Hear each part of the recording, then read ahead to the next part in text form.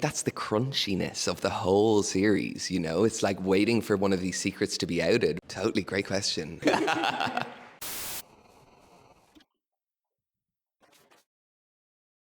Qui est votre personnage et pourquoi il va nous toucher en plein cœur? Cormac Kennedy is a teacher who has joined his friends on the holiday, the wedding holiday. He's currently taken some leave from work that is revealed as to why, and he's slightly covered in bruises as well, so you see that from the start. He's there with his best friend Ava, and they're like two peas in a pod. And I suppose the whole story for them is their platonic love and how visceral that can be for two people, even without romance, and how they can go through ups and downs, in-betweens, fall out, but still be in love in a platonic way. And I think that journey and that trajectory for Cormac is his main core. And of course, he has romantic connections along the way too. I won't give too much away, but he is definitely a catalyst to some drama along the way. And unfortunately for Cormac, he's kind of stuck between a rock and a hard place because he has played by the rules, he's gone to uni, he has a job, he's done everything by the book, and he's a practicing Catholic, and yet he still is somewhat treated as less than in society and even amongst his pals sometimes, which is really sad. But Cormac Kennedy is such a dream to play. I had the best time. You get to do everything, and as an actor, it's kind of a dream to play a character who's just reaching for joy. It might not always be in the right places, but it's an effort, and he wants to be there. He's living. He's so alive in this series, and it was a joy to play him. Quel a été votre principal défi dans l'interprétation de votre personnage? So the main challenge would have been actually the dichotomy between being queer and also being religious, especially coming from Ireland. Church and state were the same thing, so they just were not allowed to coexist. And to some extent still may not be accepted to coexist at home, unfortunately. But I suppose that was a struggle for me to try and make sense of, because from my own experience and some friends' experience, they've been expected to sacrifice their faith in order to embrace their sexuality.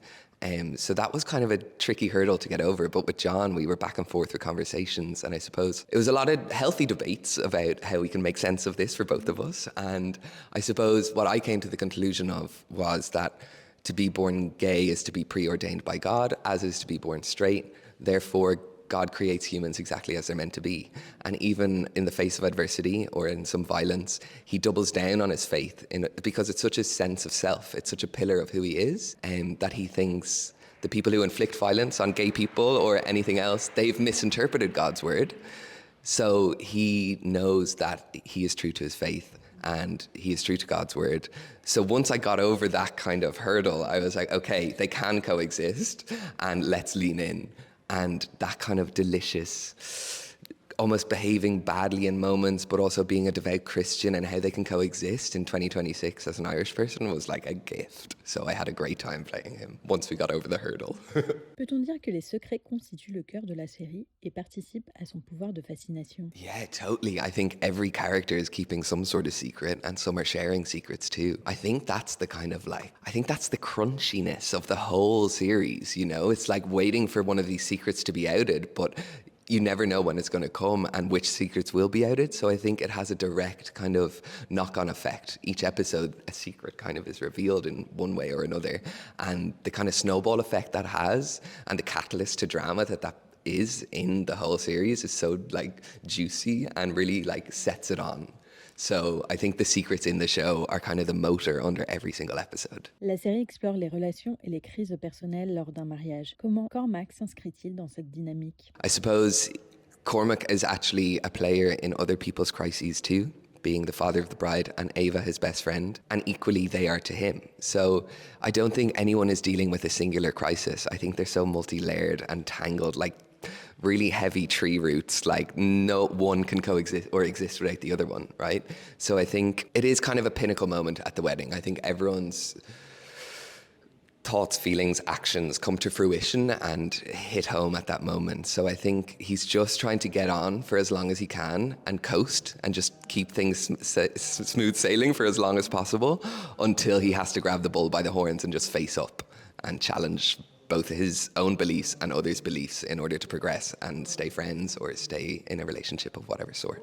Chaque épisode est raconté du point de vue d'un personnage différent. En quoi cela influence-t-il vos choix d'interprétation? Yeah, totally. I suppose it was the first time I kind of did that, to be honest. So it was a lot of learning as well for me. But I think John's ability to see the end product before we even begun, before the script has even been read aloud, is incredible.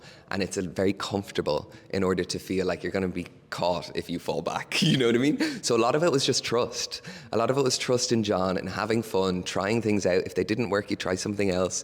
Not really ever any pressure, just like encouragement to find the truth in everything. And I suppose it was juicy, it was delicious for me in episode 2 to have such a trajectory and like a wild ride from peaks and troughs, feast or famine. You know, there's never like a middling ground, no matter how much someone wants that. So I suppose it really like inspired us into the choices we made of each scene as to what we were serving per episode. And I think, yeah, and episode 6 being kind of everyone, just the wedding, is kind of like the most beautiful payoff to finally be the fly on the wall and not stuck in one person's brain, to be able to like extract yourself for the first time and really like take in all of these mad humans for what they actually are, you know?